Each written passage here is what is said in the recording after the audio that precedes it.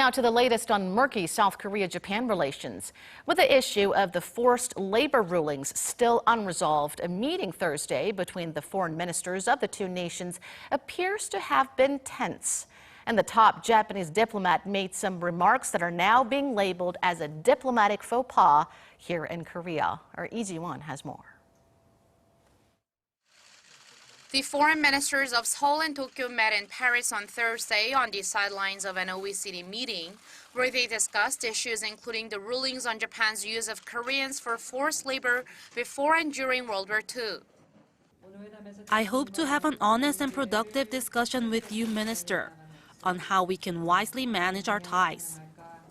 Things got tense, though, as the Japanese foreign minister criticized a Seoul foreign ministry spokesperson for having said earlier in the day that there would be no problem if the Japanese companies would follow the Korean court's orders and compensate their victims.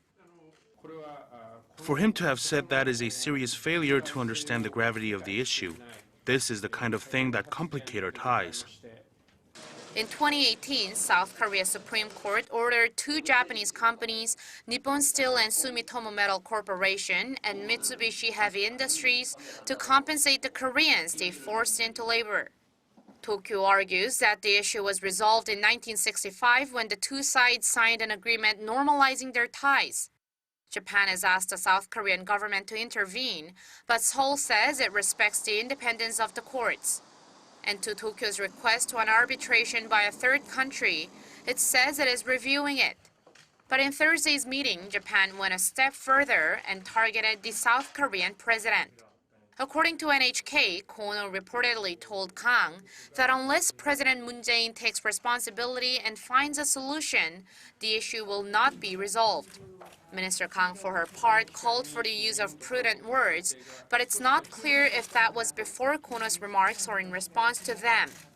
Kono had made a similarly indirect demand of President Moon in a briefing earlier in the week, and it was seen as a diplomatic faux pas for an official of one country to blame and urge action on another state's leader.